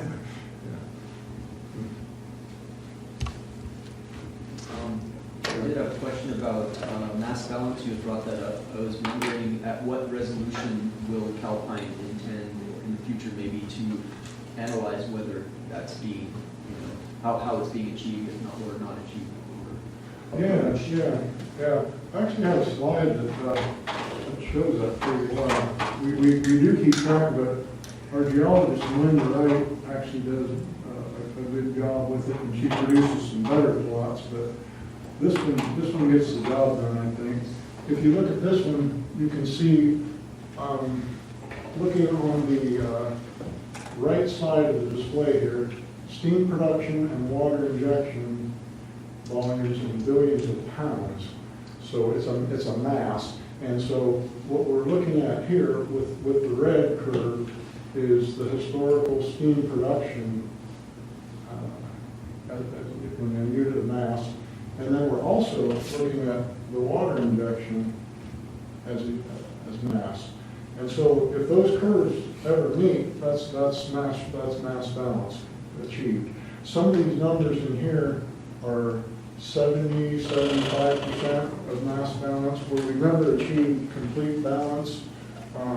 Joe, do you know, do you have a number in your head for the best we've done? I think it's somewhere in the range of 76, 78%, something like that. Yeah, probably like 60% in the summer and then 85% in the Yeah, that's important. Yeah, that's a good point. I mean, we do a better job in the winter than the summer also. Yeah, good point. On the NCPA, we injected just about what we produced, so we're on mass replacement balance. But if you look at it historically, at least on the NCPA, we've replenished about 65% of all the steam that's been pulled out of the ground with the supplemental injection, the Sega line and the Bend Santa Rosa. But I think on your leases, it's about 75–80% mass replacement on an annual basis, right? Right, yeah. And for an industry, that percentage is pretty high. It's rare that you see. I mean, I only know one commercial power plant that has more than 100% mass replacement. And that's in Nevada. Yeah, that's the same thing. That's the same thing on an annual basis. Like this past, for that 6-month period, the last one, we produced twice as much steam as water that we injected. But like you said, on the winter time, our water injection ramps way up. And if you looked at an annual basis, I'd say we range anywhere from 80% to 100% mass replacement just on the NCPA lease. Now that answers the question in time, but you also mentioned in space, and so actually I should have been more specific. That's where I was kind of headed, was where do you have efforts planned to try to see what's going on? I've seen some data from Jericho in the past that kind of shows it at the unit level. So is that the greatest resolution you would be able to do, is see how much replacement you're getting at the unit level versus obviously not at the well level maybe, but yeah, that's a good question. You could, with some analysis, you could take any area of the field and say, okay, I guess a good example is up in the north part of the field. We've got the Pratty 32, Pratty 31 well pad. And on that well pad, that was our enhanced geothermal system project, and that one was designed to test injecting water into a well and then producing it from an adjacent well. If you pick the proper boundaries, you can do that at any level. The problem you run into in the geysers when you get away from the periphery, though, is that a lot of times these injectors and injection wells and production wells are interfering with each other to some degree. For example, the best description, I guess, is if you bring a new water injection well online, the seismicity from that, you'll see that begin to migrate outward from the well bore. In other well bores, you'll see the same thing coming the other way. So there is some interference. But getting back to your question, the best you can do on that is to try to pick injection wells and production wells that are associated within a group. And we have a reservoir engineer that's actually doing a lot with that. His name's Shopro All.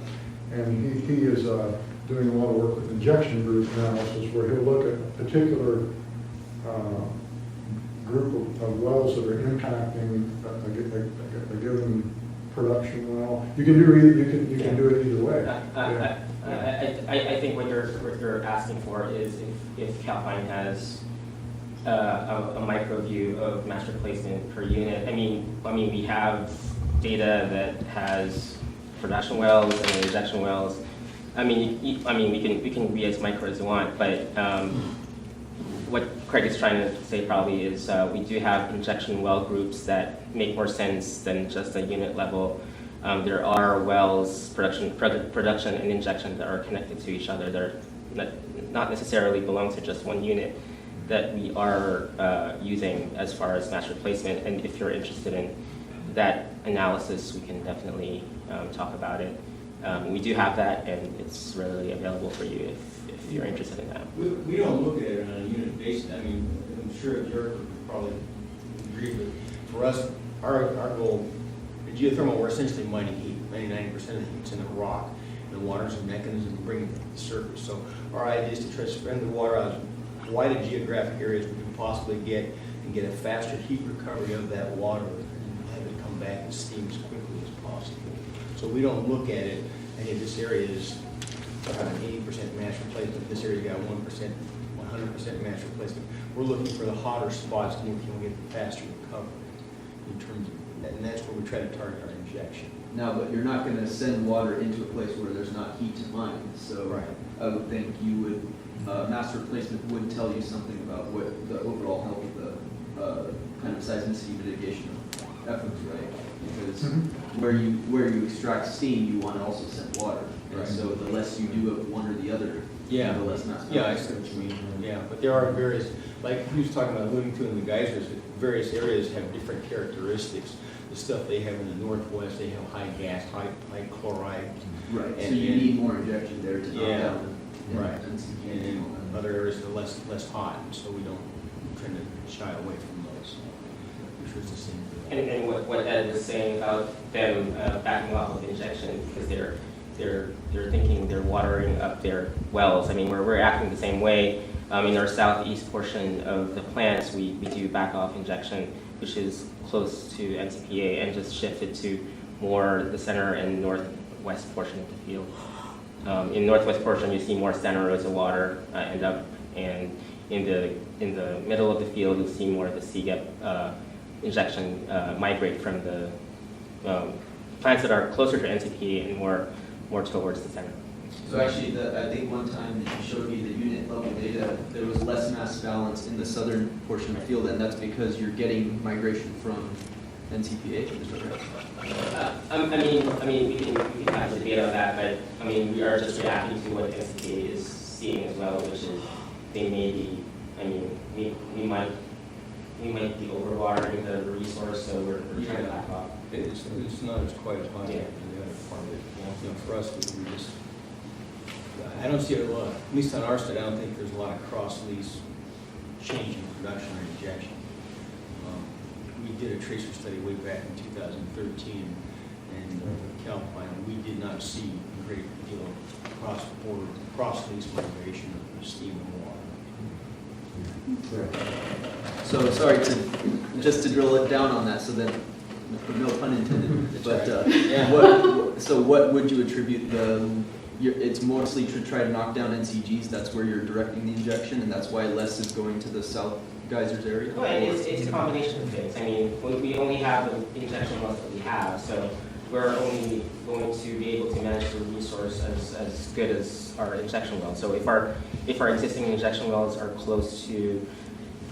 too close to production wells, for example, there's risk of watering up, so we don't necessarily inject into those areas as much. That's why we're doing the less water in the southeast areas. I mean, the flip side of that is, yes, in the northwest geysers, there are more exotic gases in the resource that we want to dilute, so therefore we want to put more water in the northwest geysers.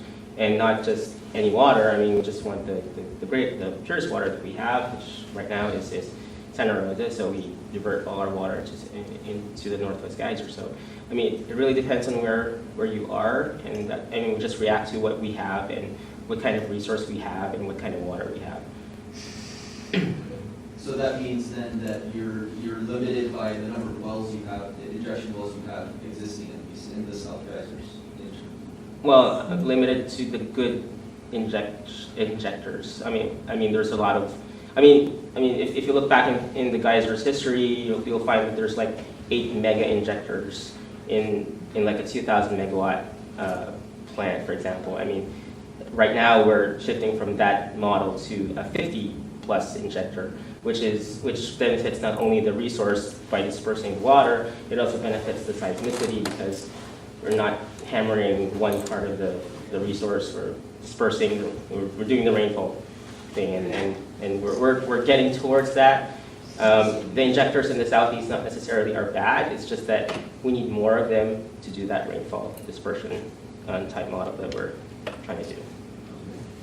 So does that mean, so GDC 34 you built in the central part of the field, are future wells going to also be drilled there, or some may be drilled elsewhere, like in the south, or is there a direction that's going to go? Well, then there's a known distribution of injection wells that are providing support to the field, and throughout historically some of those wells will deteriorate, corrode, bridge they call it, and something blocks the path of the water flow or steam flow either way.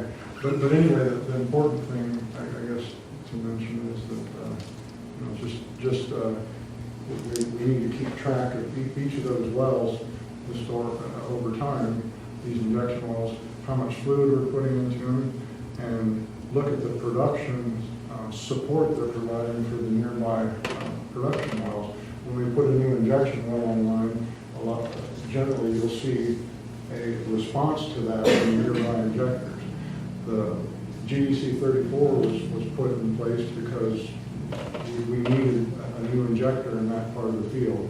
One of the existing injectors, or several, I guess, over time, has become less effective in that area. So one of the main criteria is just what is the quality of the existing water injection wells, and you have to keep ahead of that and make sure that we have the ability to put water into all parts of the field.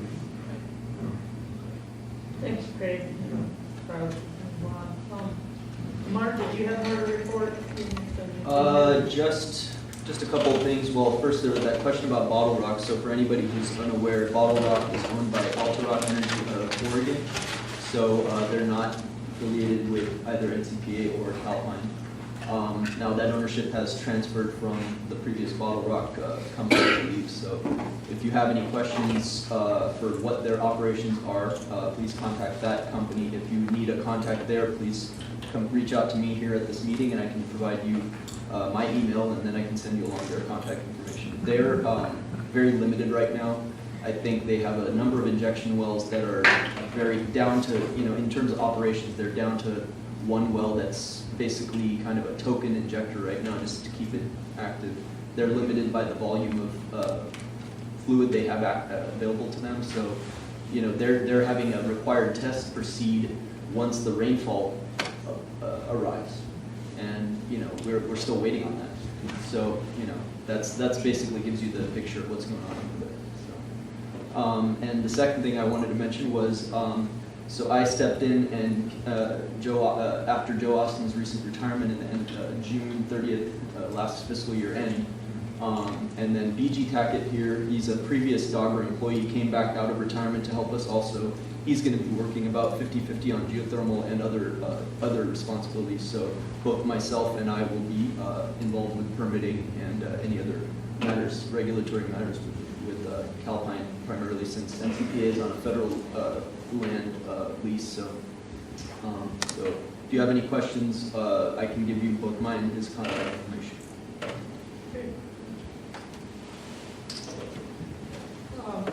Okay, Kurt Ehag couldn't make it this week from the Martin Berkeley lab. Linda G also was not able to attend this week, or this meeting, they'll be with the next meeting.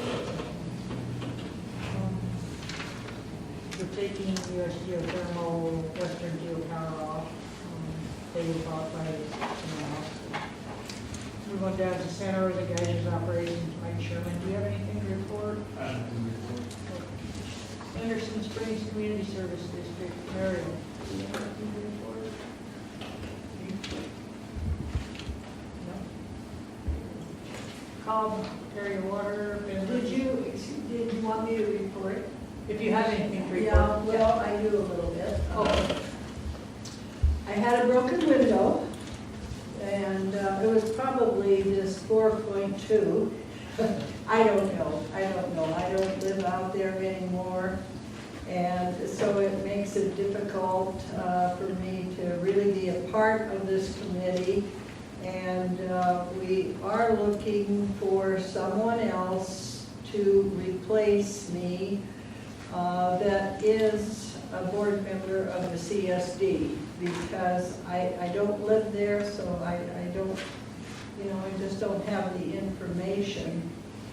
And so I apologize for that, but I will attend meetings, and hopefully we will find a good person to participate in this meeting. Thank you. Thank you. I was wondering if it is necessary to have the water district and Cauvery Water and someone from the community as well. Is it necessary to have both entities on this meeting for both areas, or can we pare it down? Can you have one representative from Cobb, one from Anderson Springs, and still, because this is open to the public, anybody that wants to come talk, but what are your feelings on that? Is it necessary to have the water systems representative? Did you? Well, She wanted to know if it's necessary to have the water district represented, or just have Anderson Spring represented. I don't know. I'd have to think about that. Think about it, shoot me an email, because I am looking. Well, the reason is because we're a government entity, and I think that's important because of that, and that was the structure of the committee in the beginning, so I don't know, Jen. Okay. Middletown Community Input, Linda. Nothing to report. Anderson Springs Public Input, Jack. Nothing really to report. I sort of, the request that I did have, I've already voiced about being able to see geographically where Anderson Springs is involved with all this, because I would like to be able to translate more of what's happening here back to the community, because I do think that you are doing a really amazing job of trying to reduce seismicity, and there's a lot of incredible science behind that. And if I can kind of see it better, of how it would affect us, that would be helpful. Cobb Area Public Input, Robert.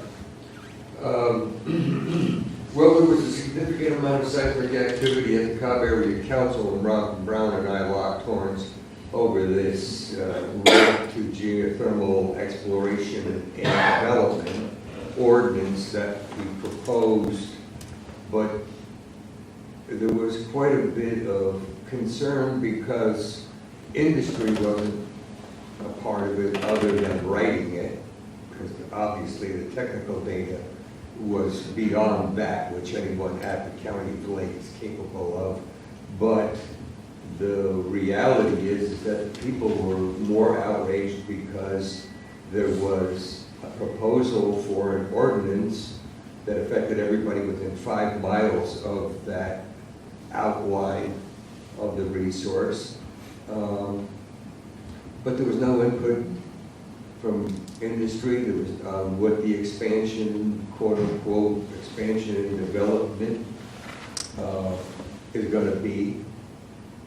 There's all of a sudden there's this ordinance saying that you have to disclose upon sale of your property that the geothermal resource is a nuisance. Nuisance is the word used, and that devalues property values when you have to declare a nuisance. So therefore, there was a committee proposed, but there were no details on how that was going to proceed. and who was going to be on it. The ordinance only had 4 people.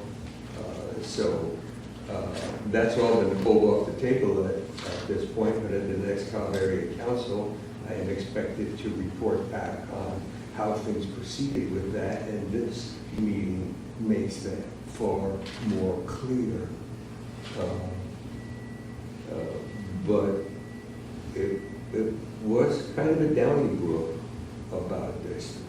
People didn't like the idea that there was a law being enacted or proposed to be enacted that declared geothermal as a nuisance and declared that you had to disclose that nuisance upon sale of your private property, and there was no input to the community whatsoever. It was just proposed, and if you happen to read the agenda for that week, good for you. If you didn't, it was just going to be put forward. And so there was quite a bit of disconcern from all parties about that. People who don't like laws just being foisted upon them, and people who question what all of this exploration and development and the need to constitute an ordinance for the right to explore, what was that necessary for. So, yeah, there was a lot of concern in Cobb, and there was concern in Anderson Springs equally, that had this information been provided, this type of information, on a smaller level, obviously, this is incredibly detailed, and I appreciate that very much. And it's obvious that industry is interested in finding the highest level of efficiency with the lowest level of impact. But we need to know that. People need to know that once in a while. And that's what we can take back to our communities. Yeah. Is that, That's if I were to understand, I'm sorry, Barbara. If I were to understand you correctly, what you seem to have reiterated more than once is that, there is not necessarily a big push to expand, and therefore receive more water from somewhere else to inject more, but to do a better job with what you have, with what California has. Is that? I think that's a fair statement. Is that a fair statement? Right now, we're going to best manage the resource we can to ensure long-term viability of the resource. That steady state with rain drops. Nobody in the environmental community or of the alt-right are interested in stopping or somehow preventing geothermal. This has been the biggest misnomer put forth over the last 40 years plus that I've been involved. It's just a matter of using the best technology to move forward, to make the most efficient use of the resource with the least impact on the people. That's what this committee is about. That's what GAMP is about. These are things that industry takes part in, that they go unrecognized, and then when something like this comes up, it's like, well, what are you trying to slip through? And you're not trying to slip through anything, but when people don't have information, they go to the lowest common denominator. Lowest common denominator is somebody's trying to get something without having to pay for it. Get something without having to justify the reasonability of that. That's all it amounts to. It's information. And a lot of people don't realize that it's already a law. If you sell real estate, you have to disclose any nuisance, including barking dogs, grumpy neighbors. I found that out when I sold my place in Oak Park. It's a law, you got to disclose it all. So that's not new, that you have to disclose geothermal. It's already in place. But I know it's not enforced as much in my county. It's a matter of information, and the only fault I have in industry is to not come to the Cobb Area Council, to the Anderson Springs Alliance, to the CSA, and say, here's our proposal. Here's what we're doing. Here's the future of the geysers as we see it. And these are the effects that are going to come back from that. And then everybody's on the same page, and then move forward. It doesn't have to be any greater, than that. So, that's my Seismic. Rob and I, we had to separate. We had to put some distance between each other. So I thought maybe the sensors would pick it up. Because the mass balance was way out.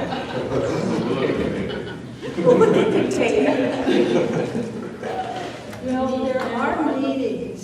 Unfortunately, an awful lot of people don't always come to those meetings. And, but, there has been, at least for us in Anderson Springs, a lot of meetings. So, Mary, you mentioned that.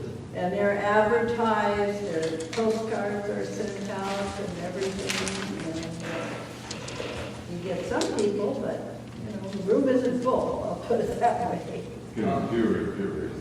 A question for, you said the CSG? Is that? CSD. Oh, CSD, what does that stand for? Community Service District. Oh, okay. We I are thought a it was- water company. Okay, I thought it said. It's a California special district. Okay. Any general public input? Our next meeting will be Monday, May 13th, 2019. If there's nothing else, we can adjourn. I should make one comment. When you mentioned Curtin, I didn't want to jump in right then.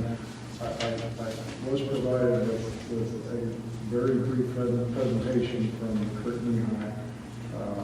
Should we go through that right away? The Athletic Commission.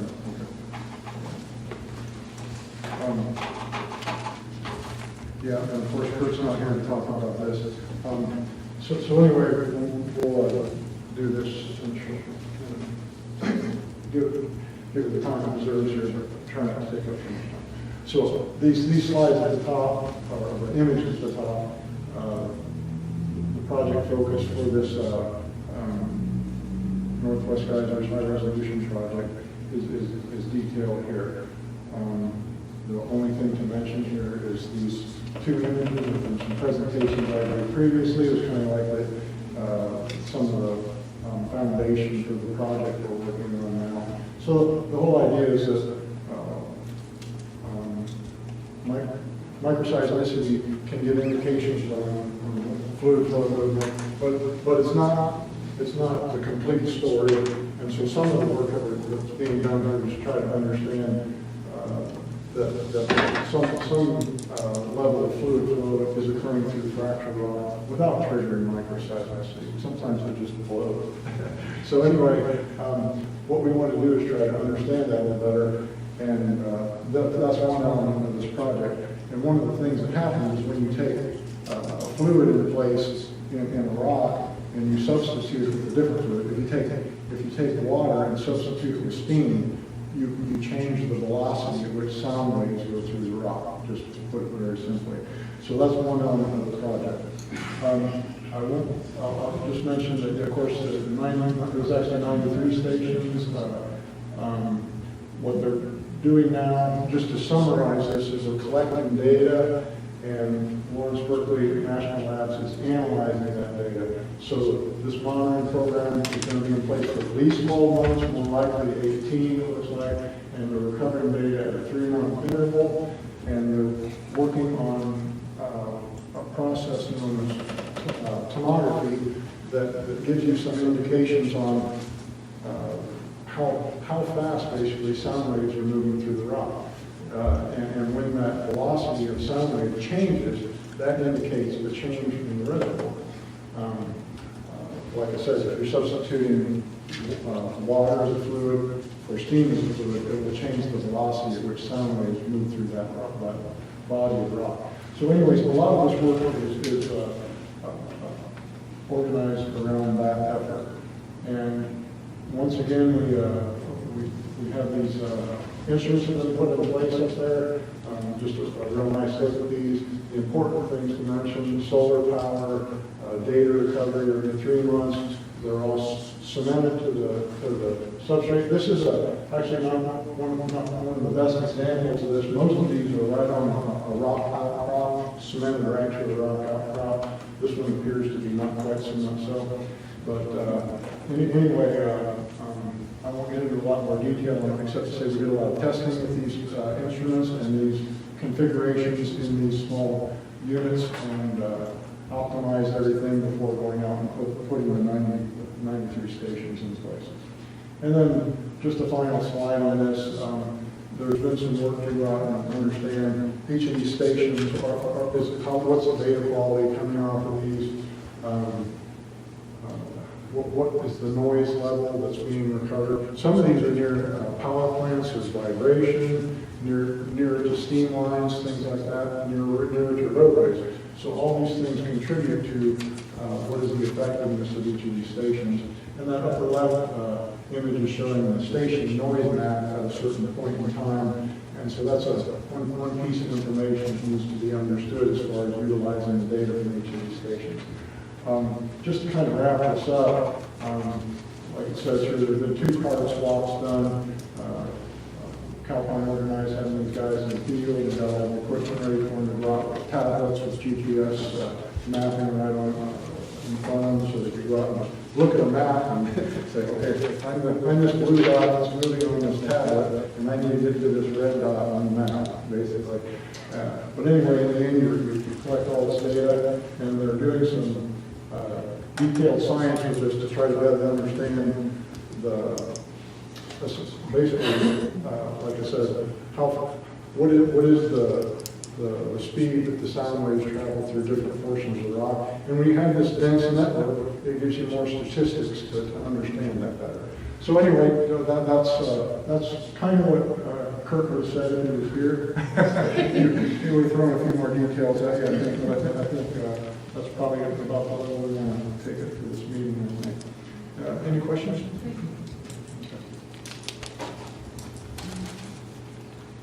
Okay, if there's nothing else, we'll go adjourn. Thank you.